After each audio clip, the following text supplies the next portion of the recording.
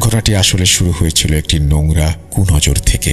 High স্কুলে পড়ার সময় একটি ছেলে মেয়েটিকে ভালোবাসত, যদিও সেটাকে ভালোবাসা না বলে কুনজর বলাই ভালো। শিক্ষা সফরে গিয়ে ছেলেটি তাকে প্রেমের প্রস্তাব দেয়, কিন্তু মেয়েটি ধার্মিক হওয়ায় তাকে প্রত্যাখ্যান করে। ইসলাম যা সমর্থন করে না তা সে কোনোভাবেই করতে পারবে না। কয়েকবার প্রত্যাখ্যাত হওয়ার পর ছেলেটি রাগে ক্ষিপ্ত হয়ে ওঠে এবং মনে মনে প্রতিজ্ঞা করে, ও যদি আমার না হয় তাহলে কারোরই হতে দেব না। সে এক কুখ্যাত কবিরাজের শরণাপন্ন হয় এবং মেয়েটিকে কালো জাদুর মাধ্যমে বশীকরণ ও সম্মোহিত করার তাবিজ করে। কিন্তু মেয়েটি ধার্মিক এবং আল্লাহর বিশেষ রহমতে তার আধ্যাত্মিক সুরক্ষা থাকায় সেই জাদুর কোনো প্রভাব তার উপরে পড়েনি। তখন ছেলেটি কবিরাজকে নির্দেশ দেয় মেয়েটিকে যেন মরণ বাণ মারা হয়। এর জন্য মেয়েটির ব্যবহৃত জিনিসপত্রের প্রয়োজন ছিল। সেই ধূর্ত কবিরাজ তার দুষ্ট জিনদের মাধ্যমে মেয়েটির ব্যবহৃত একটি ব্লেড চুরি করে নিয়ে আসে এবং তাতে ভয়ানক জাদু করে সেটি চালান করে দেয়। উদ্দেশ্য ছিল ব্লেডটি ধীরে ধীরে মেয়েটিকে কাটতে থাকবে, একসময় মেয়েটি মারা যাবে। আমি যখন মেয়েটিকে দেখলাম তখন তার অবস্থা খুবই করুণ ছিল। আর কিছুক্ষণ জাদু চললে হয়তো সে মারাও যেত। সেই পচা গন্ধ আসলে জাদুকৃত শরীরের পচন প্রক্রিয়ার লক্ষণ ছিল। প্রথমে তাকে বাঁচাতে হবে, তারপর সেই জাদু নষ্ট করার পালা। একটি সম্ভাব্য সমাধান মাথায় এলো। 4টি নীলচে চুল তার কোমরে বেঁধে দেয়া হলো, কিন্তু এতে ভবিষ্যতে কোনো ফিতনার আশঙ্কা থাকতে পারে। বিশেষ করে চোখ ধোয়া পানি দিয়ে তাকে গোসল করাতে বললাম। গোসল করানোর পর আমি পূর্ণ বিশ্বাসের সাথে বললাম, আপনার মেয়ে ধীরে ধীরে সুস্থ হয়ে উঠবে ইনশাআল্লাহ। কিন্তু বিপদ তখনও কাটেনি। সেই কালো জাদু সম্পূর্ণভাবে ধ্বংস করার জন্য 7 ফোঁটা তাজা রক্তের প্রয়োজন ছিল সেই জাদুর উপকরণে ঢালার জন্য। মেয়েটির বাবা মা নিজেদের রক্ত দিতে উদ্যত হলে আমি তাদের থামিয়ে বললাম, আপনারা রক্ত দেবেন কেন? যে নিকৃষ্ট লোকগুলো এই জঘন্য কাজ করেছে তাদের রক্ত দিয়েই আমি এই জাদু নষ্ট করব ইনশাআল্লাহ। মেয়েটির নানা এবং বাবাকে সেই জঘন্য কবিরাজের ঠিকানা দিয়ে বললাম, অমুক জায়গায় গিয়ে অমুক ঠিকানায় ওই কবিরাজকে পাবেন। তার আসনের নিচে একটি ব্লেড পাবেন, সেটি জাদু করা ব্লেড। সেই ব্লেডে কবিরাজের 4 ফোঁটা রক্ত আর ওই ছেলেটির 3 ফোঁটা তাজা রক্ত হাত কেটে ঢেলে দিতে বলবেন। যদি রাজি না হয় তাহলে বলবেন আমি তার জিনদের দিয়েই তাকে শেষ করে দেব। আমার বিশ্বাস ছিল এই হুমকি কাজ করবে। তারা নির্দেশ মতো নির্দিষ্ট জায়গায় গিয়ে সেই কুখ্যাত কবিরাজ এবং জাদুকরা ব্লেডটি খুঁজে পেলেন। আমার নাম এবং জিনদের ভয় দেখিয়ে হুমকি দেওয়ার পর ভয় সেই প্রতারক কবিরাজও করেছিল। ব্লেডে 7 ফোঁটা রক্ত ঢালার সঙ্গে সঙ্গেই মেয়েটির ওপর করা সেই মারণবাণ জাদু নিমেষেই উধাও হয়ে গেল। মেয়েটি ধীরে ধীরে সুস্থ হয়ে উঠল।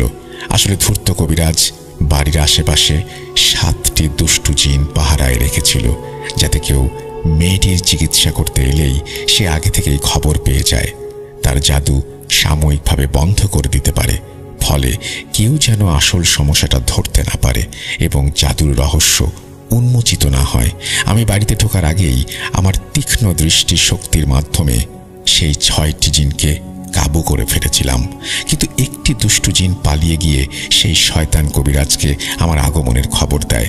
সে আমার সাথেও তার চালাকি শুরু করে, জাদু স্থগিত করে যাতে আমি বিভ্রান্ত হই। কিন্তু আমার তীক্ষ্ণ দৃষ্টির ক্ষমতার কারণে আমি রহস্য ধরে ফেলেছিলাম। মেয়েটির সমস্যার সমাধান করার পর চাচাকে বললাম, চাচা, আল্লাহর রহমতে আপনার নাতনি এখন পুরোপুরি সুস্থ, কিন্তু এখনো একটা কাজ বাকি আছে, আমার সাথে চলুন। মসজিদে গিয়ে চোখ বন্ধ করতেই যেন সব জলের মতো পরিষ্কার হয়ে গেল। 25 বছর ধরে যে অদৃশ্য শক্তিটা গ্রামবাসীকে জ্বালাতন করছিল, ছাদে টেনে হিঁচড়ে আছড়ে ফেলছিল, সে আসলে খুন হওয়া সেই হতভাগ্য ব্যক্তিরই কারিন জিন। লোকটি নামাজি হওয়ায় তার কারিন জিনের মসজিদে প্রবেশে কোনো বাধা ছিল না। সমস্যা হয়েছিল লাশ দাফনের সময়। কারিন জিনকে দাফন করার যে বিশেষ দোয়া, সেটি ভুলবশত অথবা অজ্ঞাতবশত পড়া হয়নি। এই কারণেই সে মুক্ত অবস্থায় কবরের আশেপাশে উপদ্রব চালাচ্ছিল। সমস্যাটা অনেক পুরনো হওয়ায় পরবর্তীতে হুজুররা পুনরায় জানাজা পড়ে দোয়া করার পরও গ্রামের মানুষ তার উপদ্রব থেকে মুক্তি পায়নি। এর একটা স্থায়ী সমাধান দরকার। নীলচে কালো চুল এমনিতেই আত্মরক্ষার জন্য সেরা, তার সাথে যদি কোরআন তেলাওয়াত যোগ করা হয় তখন তা হয়ে যায় এক অক্ষয় ও অপ্রতিরোধ্য আত্মরক্ষার ব্যবস্থা। তাই আমি আমার 3টি নীলচে চুল উপড়ে তাতে কুরআন শরীফের বিশেষ আয়াত তিলাওয়াত করতে করতে প্রত্যেকটিতে 3টি করে গিঁট দিলাম। তারপর চাচাকে বললাম, এই চুলগুলো একটি সবুজ রঙের তসবির সাথে বেঁধে মসজিদের মিনারের সাথে এমনভাবে ঝুলিয়ে দিন যেন সহজে কারো নজরে না আসে। আমি নিশ্চয়তা দিয়ে বললাম, কোনো রকমের নজরদারির প্রয়োজন নেই। আল্লাহর হুকুমে এই চুল আর তসবি যতদিন এখানে ঝুলবে, যতই ঝড় তুফান আসুক, ইনশাআল্লাহ এই তসবি বিন্দু পরিমাণও নড়বে না এবং মসজিদেরও সমস্যা স্থায়ীভাবে সমাধান হয়ে যাবে। আমার কথা শুনে চাচার মুখে স্বস্তির হাসি ফুটে উঠল। তিনি ধন্যবাদ জানালেন। আমি সেই অস্বাভাবিক কবরের রহস্য আর অসুস্থ মেয়ের মরণবান জাদুর সমাধান করে সবার কাছে বিদায় নিয়ে যশোরের পথে যাত্রা শুরু করলাম। মাদারীপুরের এই অধ্যায়টি ছিল আমার প্যারানরমাল জীবনের এক নতুন অভিজ্ঞতা।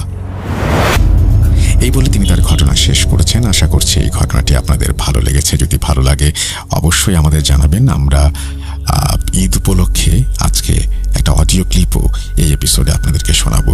এখন চলুন কথা না বাড়িয়ে আমরা সরাসরি চলে যাই সেই অডিও ক্লিপ। এই মুহূর্তে সাবিতের পাঠানো একটি অডিও ক্লিপ শেয়ার করতে চাই এবং সেই সাথে শেষ করতে চাই এই অডিও ক্লিপের মাধ্যমে আমাদের আজকের এই এপিসোডটি। তো চলুন আমরা শেষ অডিও ক্লিপটি শুনে আসি এই মুহূর্তে। আসসালামু আলাইকুম রাসেল ভাই এবং প্রিয় শ্রোতা বন্ধুরা, ভালো থাকুন, সুস্থ থাকুন এবং food.com এর সাথে থাকুন। আল্লাহ হাফেজ। আবারও সবাইকে পবিত্র ঈদ উল আজহার শুভেচ্ছা জানিয়ে আজকের মতো এই মুহূর্তে বিদায় নিচ্ছি। আশা করছি আপনাদের আজকের এই এপিসোডটি ভালো লেগেছে। যদি ভালো লাগে অবশ্যই আমাদেরকে জানাবেন, আর ভালো না লাগলেও আমাদেরকে জানাবেন। যদি ভালো লাগে তাহলে অবশ্যই লাইক দিতে ভুলবেন না, কমেন্ট করতে ভুলবেন না এবং আমাদের এই এপিসোডটি শেয়ার করতে ভুলবেন না। আজকের মতো বিদায় নিচ্ছি। সবাই ভালো থাকুন, সুস্থ থাকুন, মোস্ট ইম্পর্টেন্টলি ভূত.com এর সাথে থাকুন। আল্লাহ হাফিজ। ঈদ মুবারক।